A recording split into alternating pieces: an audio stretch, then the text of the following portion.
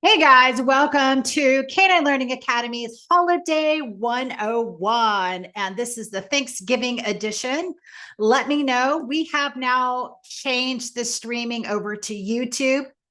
Let me know if you can hear and see me. Just give me a thumbs up. I guess you can't. Yeah, Diane, you can see me because you're here in Zoom.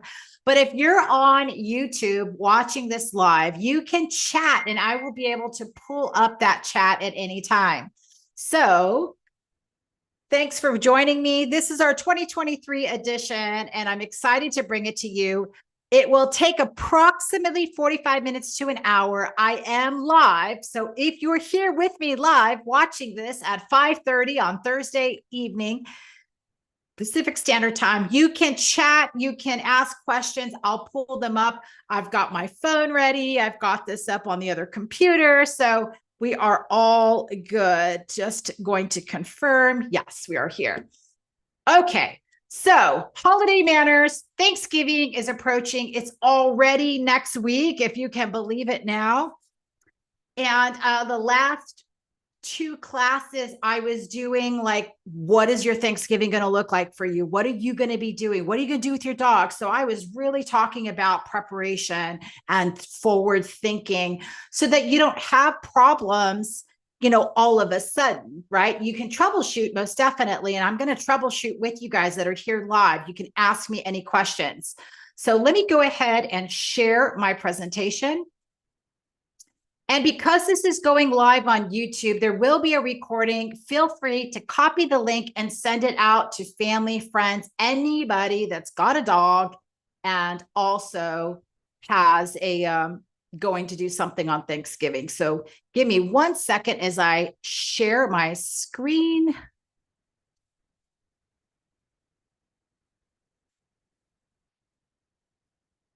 Perfect. Diane, let me know if you are seeing a shared screen. Just give me a little thumbs up. I can see your beautiful face here. Perfect. All right. I love when things work. So, Thanksgiving to us, at least it is for me, is a very special holiday because I get to bring my family together.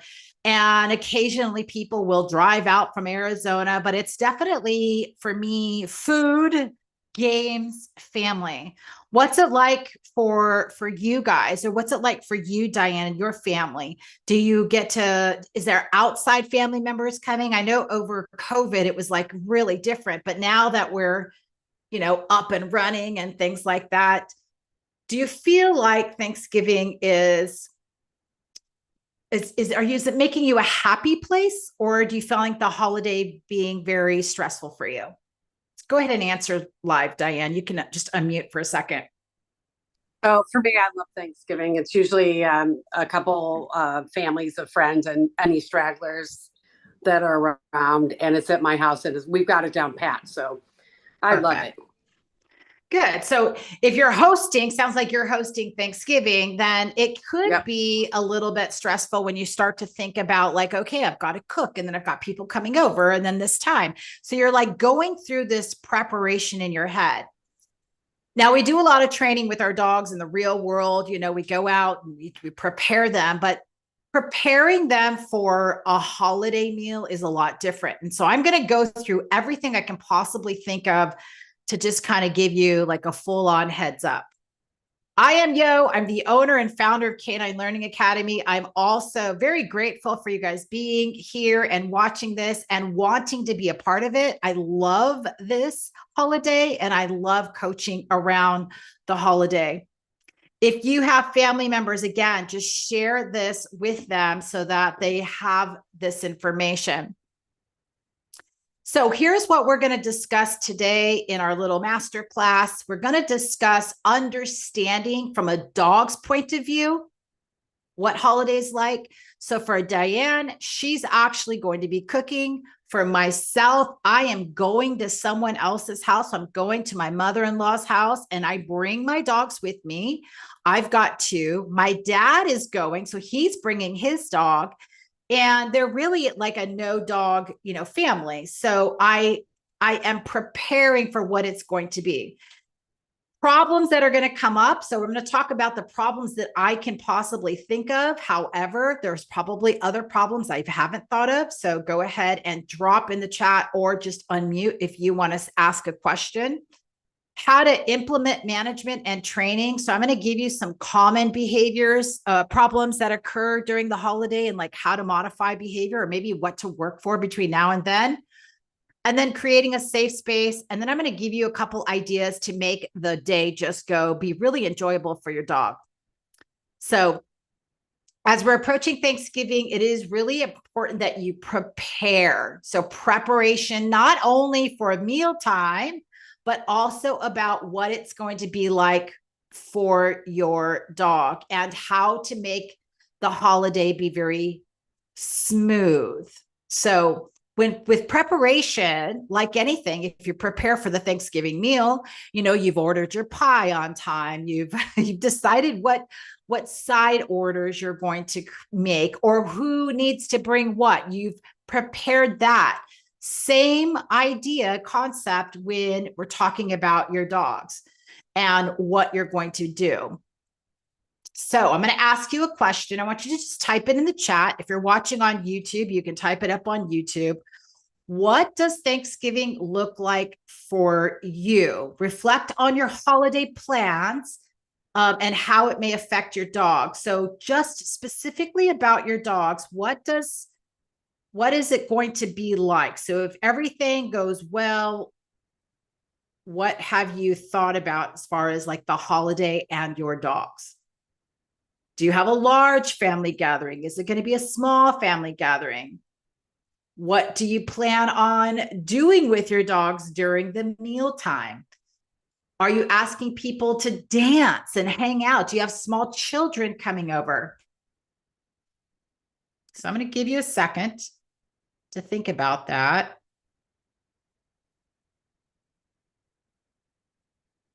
And if there's any chats, go ahead and just type away. All right. I see you guys typing. So we know that Diane is going to be cooking for her family. She's got quite a big family, and people are most likely coming over. I don't see you asking for help for holidays. I don't see that people are going to come over and bring dishes, but you might have people bring some dishes. Is that right? Okay. And dogs, are they going to be involved in the mealtime, or do you plan on putting them away?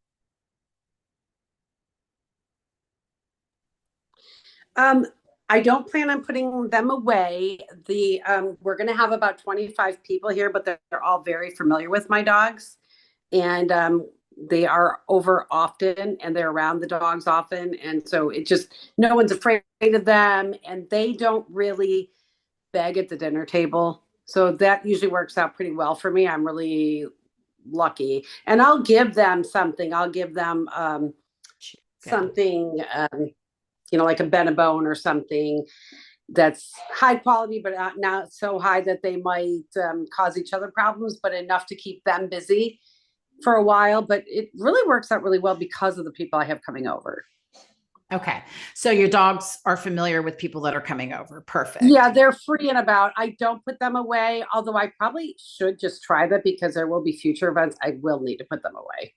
Well, I'm going to go over some troubleshooting, because if the dogs go over threshold and they're being a little naughty, I'll kind of talk about what you can do and how you can prep that now versus waiting until the day of the event. Yeah. Okay. So let me go back and share my screen. Perfect. Okay.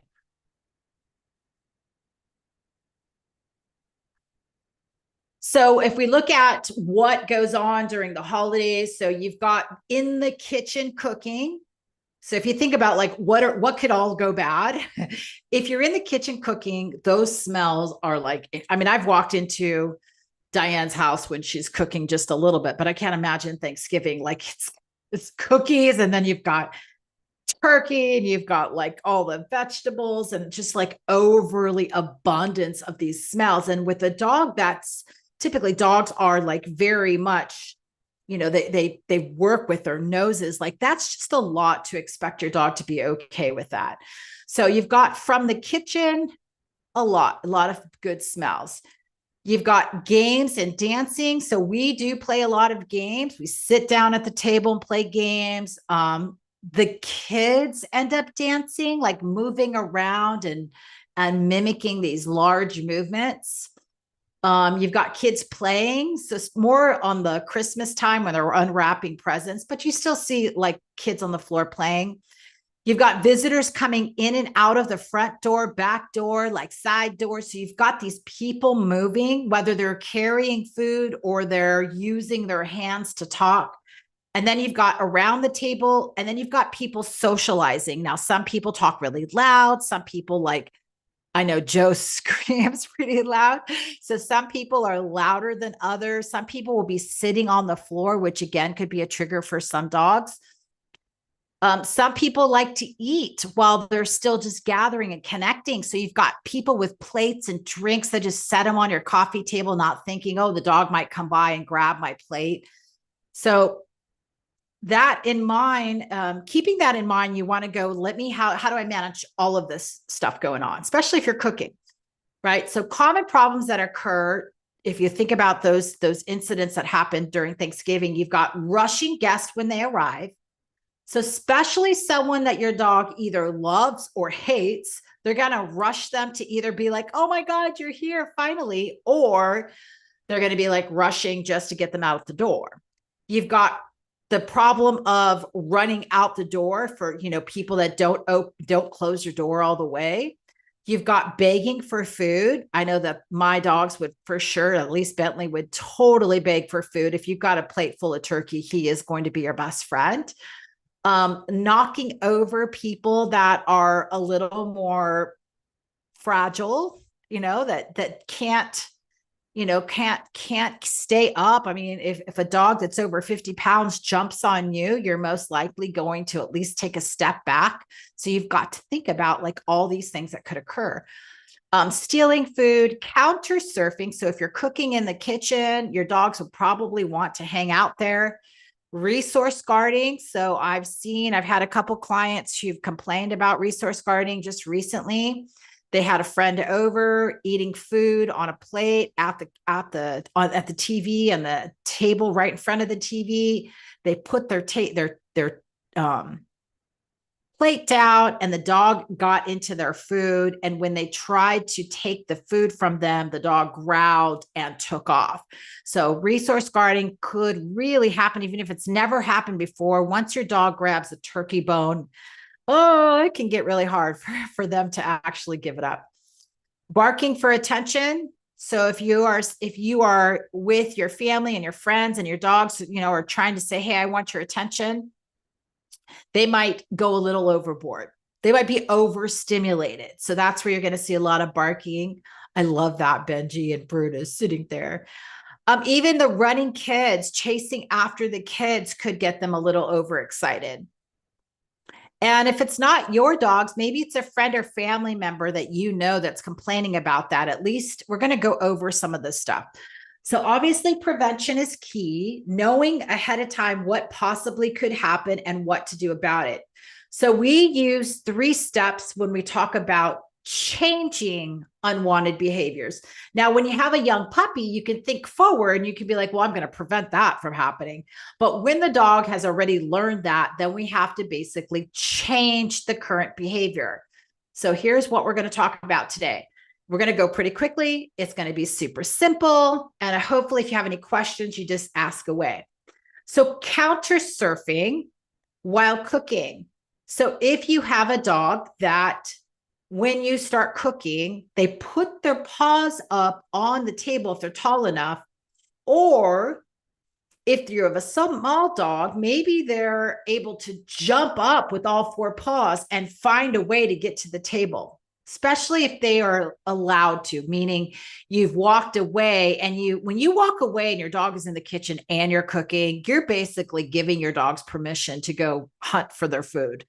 Like you can't get mad at them. That's like, it's self-rewarding. They found their food and it's up on the table and it's presented on the silver platter. Like That you can't get mad at that.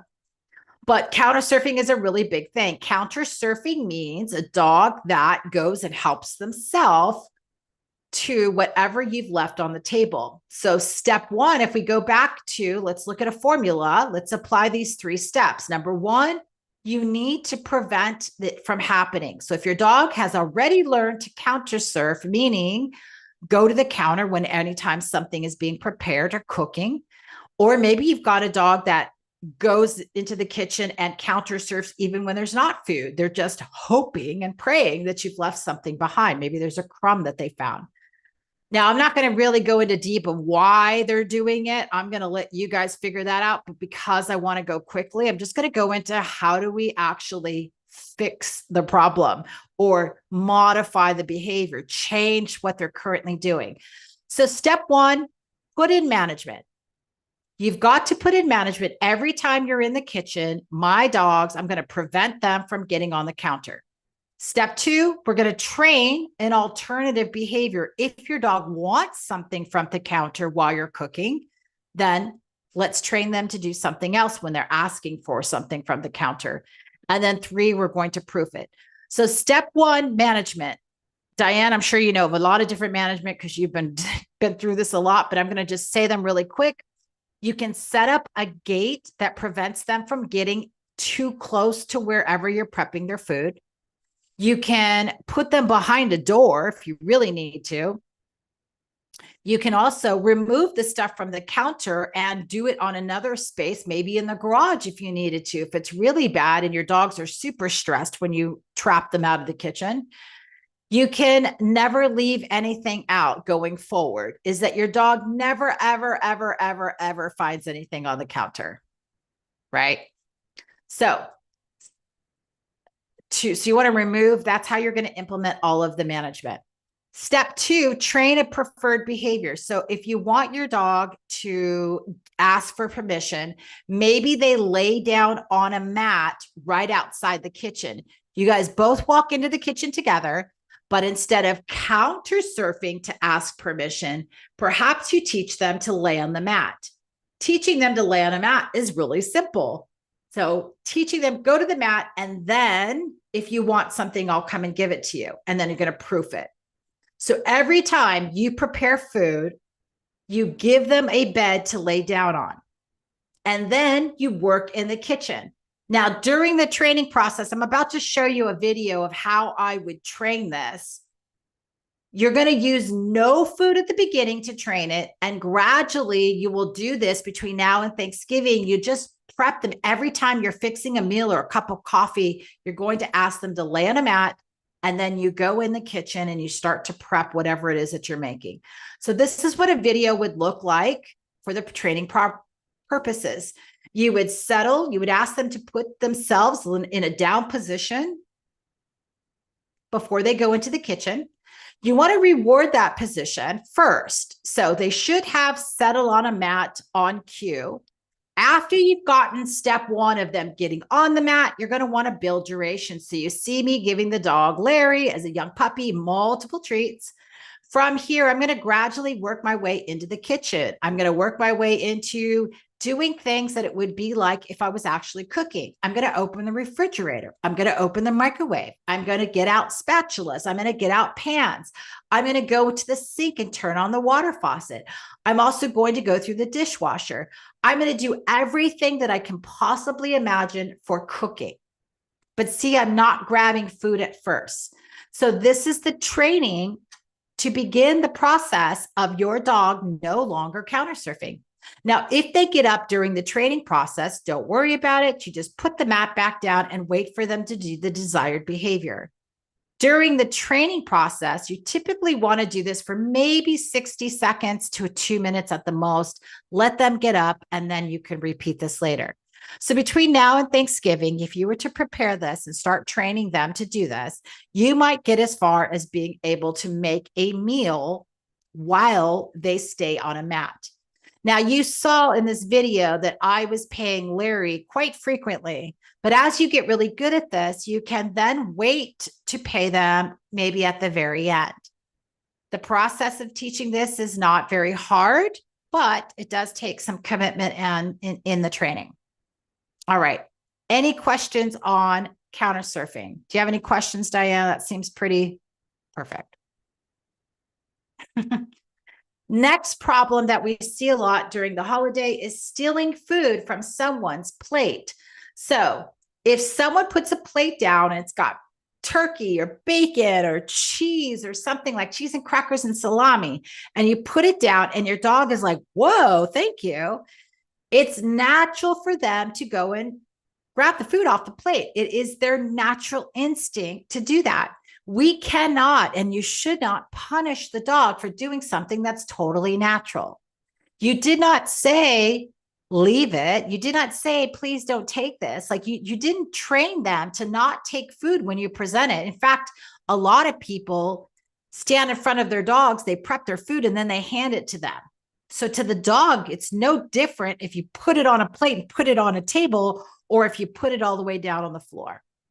So every time your dog steals food, they are being rewarded. So if you've got a dog that's done this several times, then it's perfectly normal for them to think that this is how it always is for them.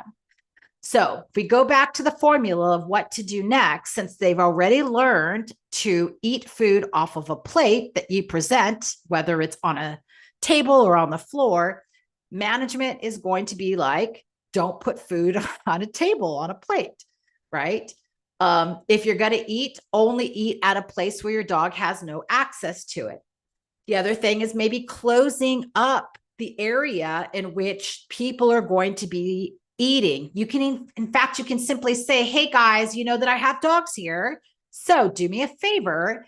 If you're going to put your plate or drink down, put it up on one of these high tables right here. So you can literally give them something. You can even give them like a different color. You can color your plates and say, everybody is going to have a different colored plate. Be mindful of what color yours is. Or you can give them a marker and tell them, if you've got using paper plates, you could tell them to write down their name on their plate. Put it over here. If you need to go to the restroom, you got to do this. You just say a quick announcement, right? And you can remind them 1 or 2 times. Same with drinks. You do not want your dogs consuming alcohol or anything like that. So be careful of people putting drinks down.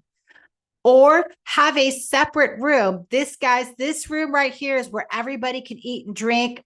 Please close the door when you come in and out because my dogs are going to be on the other side of this. Very simple for management. Now, if you are going to move forward beyond management, what do you train your dog to do instead? Now, here's one thing that I've trained. Now, I have to be honest. My dogs can do it if I'm present, but they won't do it when I'm not present. So I can drop food. I can put food on a plate. I can literally put food right up to my dog's nose, and they will look at me, and basically they're looking at me and they're waiting for me. I call it asking permission. They're asking me, can I have this? So anything that I present, I drop, I push, I put it on a plate, they look at me and they're asking, am I allowed to take this one? Can I have this? So what I taught them is a behavior called, they're going to wait. But when I say take it, I am now telling them, yes, you can. So what it looks like is I present food, I drop it, I move it, I whatever I'm doing is that I present it to them and they look at me. And I'm either going to say, take it, or I'm going to say, leave it. So we're literally talking back and forth. So here's a quick video on what take it might look like. I can find where did it go? Let's see. Share screen. There it is. So teaching take it, I present the food right in front of my dog's nose. He looks at me and then I say, take it. And then he's able to eat the food that I get him. Now, there are lots of different ways to teach this. I'm not going to go into all the steps, but those of you that have worked with me have tried this a couple of times, and just recently we did it. So teaching take it, I guess I have a little tutorial on it. I present a treat far away from the dog's mouth. And when they look at me, I'll say, take it. And then I'll either point to it or I'll give them the treat from my hand. So I'm waiting for eye contact. And this is the same with leave it. When something drops, I want them to look at me.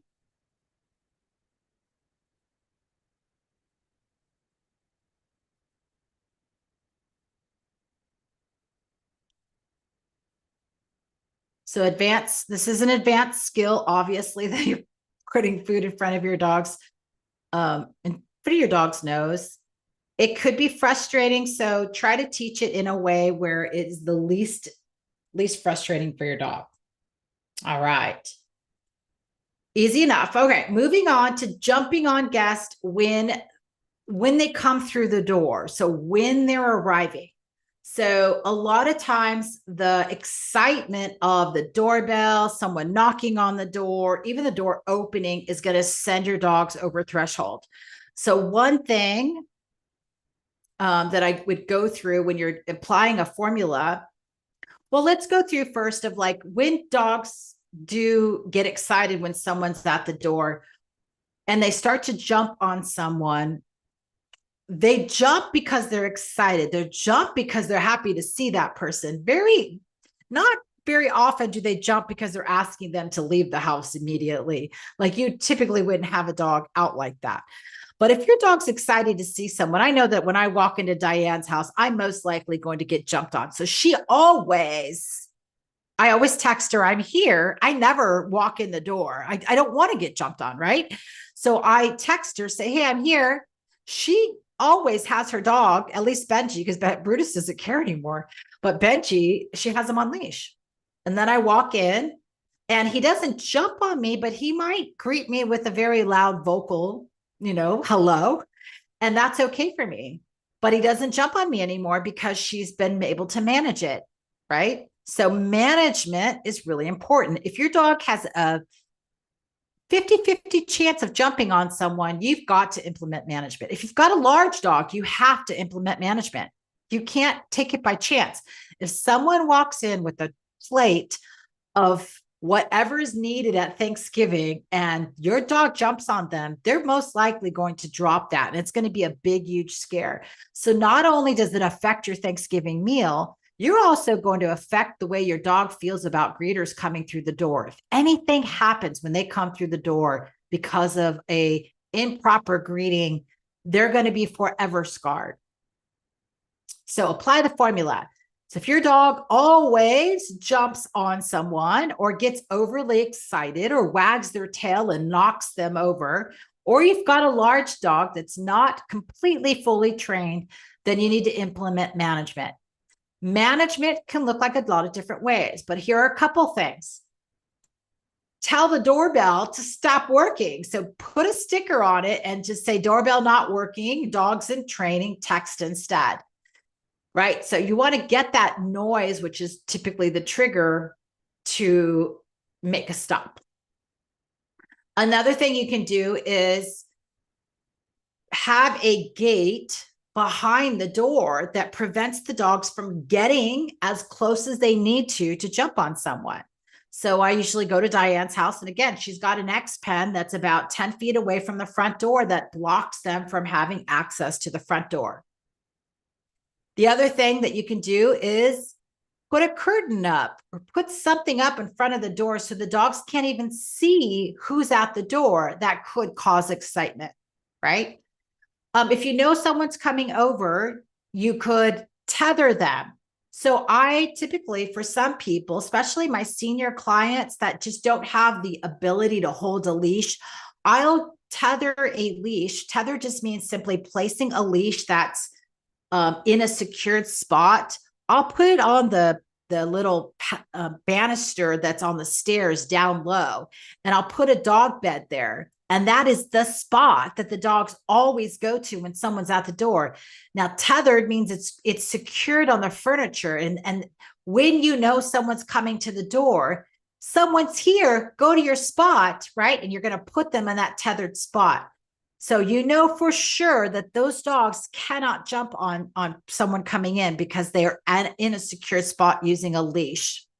Now that would require that you have your dog in a harness throughout the day, but that's not a big deal. Just put them on a harness when you know people are going to be coming in so that you can tether them safely. Now, one thing about tethering is that you've got to make sure that you do not leave your dogs unattended when you're tethering so that there's nothing that can go wrong. But having them go to a spot and tethering them or putting them behind a gate is not a big deal. What do you want your dogs to do instead? Typically, go to a spot. So there's three different ways. There's several, but three ways that I use for going to spot as far as like, sometimes I'll put a spot behind a gate. So if you know that your dog's most likely going to jump on them, then put them behind a gate. If your dog is in training, then tether them with a dog bed.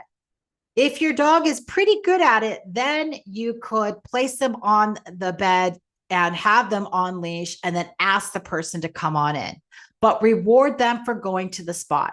So here is doorbell ring, knock on a door, dogs are cued, go to your spot, right? That's how they should be greeted, is they stay in a down position or sit position, standing position. They're able to get pets by the people coming in, no jumping.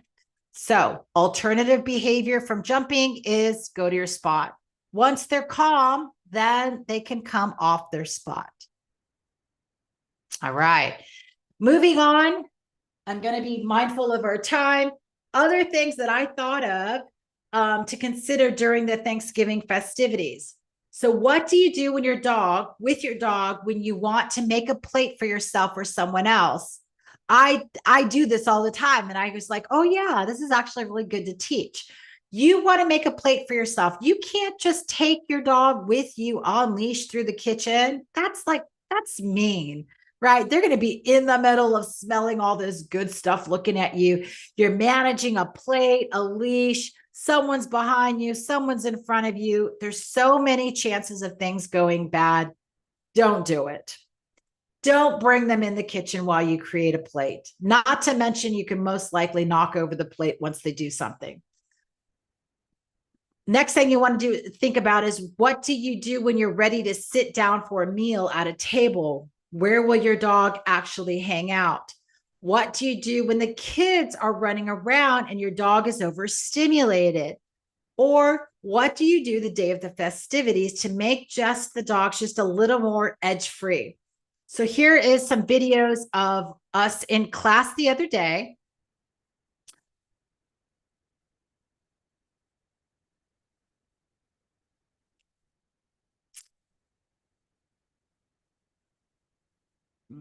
So this is videos of what to do when your dog when you want to go make a plate for yourself or for someone else.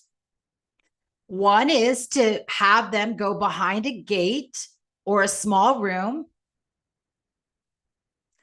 Other option is to tether them to a secured place. And the other option is to hand off to a friend. Say, hey, can you watch my dog for a second?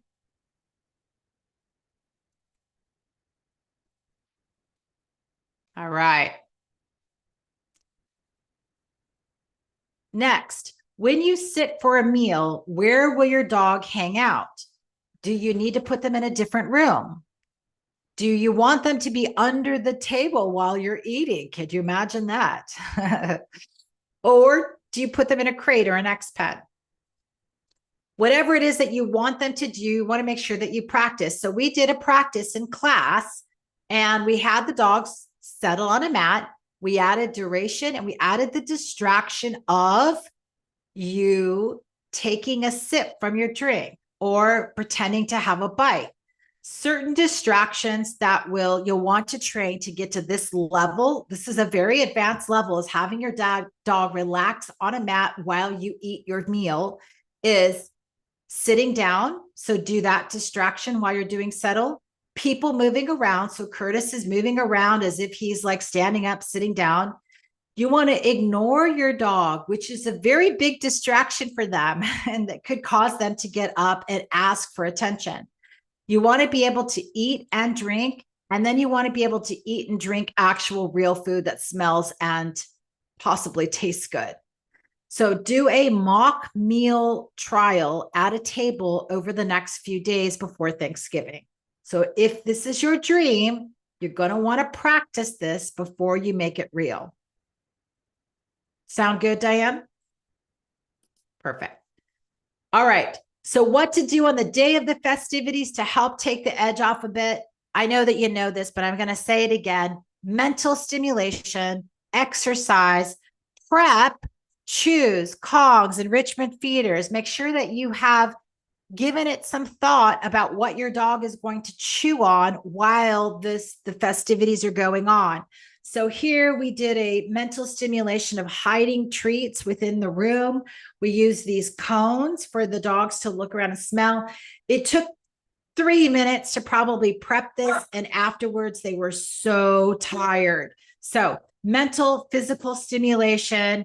You want to prep some stuff that your dogs will get to chew while you're having all the yummy good stuff, or you put them away, and so they're not stressed out. They also get something yummy to eat. Simple enough. If you can't train it, if you don't have time to do the training, maybe you are in overwhelm already, just make sure to manage them and create a safe space that they absolutely love that you can put them in, right? Start that training. That's the fastest and easiest thing to do, is that you decided that your dogs will go in a room, in an area, while you guys have the festivities. No different than going shopping or going to work, is that they're prepared to be in another room. So give them that safe space. Make sure that they love it between now and Thanksgiving. If that's your choice and that's what you want to do, then make sure that you practice that a few times, right?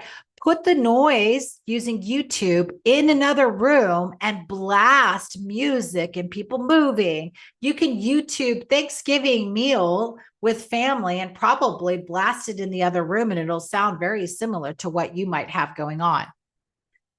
Make the holidays fun for your pet by creating some enrichment, doing something a little bit extra, taking them to a new environment, and most definitely celebrate any progress that you're doing between now and Thanksgiving. If you can post and share Thanksgiving 2023 with us, we would love to see it so that we can share it in our stories. But I'd love for you to take a recipe. Now, this is forward thinking. We're going to talk about this after Thanksgiving. Is take the food that you guys normally make for Thanksgiving and pop in a special Thanksgiving recipe that can be for a dog. I would love to see what you do to create something amazing for your pup after the holidays. But that was it. I went through everything that I could possibly think of to prepare you. If you have any other questions, drop it in wherever you're watching this. It's on YouTube. We'll also share it on our private community. And feel free to share this with anybody else that you can think of that might need to have a little bit of understanding of what it's like. It's not easy for a dog to go through Thanksgiving and not understand why all these people are in their house and all this food smells good, and you're getting mad because they want some and you don't want to give it to them. Totally get it. So thank you for joining us for Thanksgiving 2023 Holiday 101. We will have one over the Christmas holidays, shooting for a little bit like mid-December, but thank you again for being here for this holiday edition. Have a wonderful holiday. And again, please celebrate with your dogs and use the hashtag Thanksgiving 2023. We'd love to see what you guys end up doing to manage your dogs during the holiday. So I'm going to stop our YouTube, and feel free to drop in anytime you're watching this